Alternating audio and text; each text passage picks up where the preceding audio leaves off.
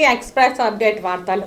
తిరుపతి అన్నమాచార్య కళామందిరంలో సోమవారం సాయంత్రం ప్రముఖ ప్రవచనకర్త గరికపాటి రమేష్ బాబు చేసిన అరుణాచల వైభవం ప్రవచనాలు భక్తులను విశేషంగా ఆకట్టుకున్నాయి. సాక్షాత్తు పరమశివుడు కొండ రూపంలో అరుణాచల క్షేత్రంలో కొలువుదీరి ఉన్నారని తెలియజేశారు. కొండ చుట్టూ తిరగడం వలన శివుని అనుగ్రహం తప్పక లభిస్తుందని, అందుకే ప్రతి పౌర్ణమికి లక్షలాది మంది భక్తులు అరుణాచలంలో గిరి ప్రదక్షిణ చేస్తుంటారని వివరించారు. ఈ సందర్భంగా రాయలసీమ రంగస్థలి చైర్మన్ గుండాల గోపీనాథ్ రెడ్డి ఆధ్వర్యంలో గరికపాటి రమేష్ బాబును ఘనంగా సత్కరించారు. ప్రవచనం అనంతరం భక్తులకు అన్న ప్రసాదాలు పంపిణీ చేశారు. స్థానిక అన్నమాచార్య కళామందిరంలో స్కాంద పురాణాంతర్గతమైన అరుణాచల మహాత్యాన్ని, గిరి ప్రదక్షిణ యొక్క వైభవాన్ని, భగవాన్ శ్రీ రమణ మహర్షుల యొక్క ఆధ్యాత్మిక తత్వ వైభవాన్ని ప్రవచన రూపంలో భక్తజనులకు అందించడం జరుగుతుంది.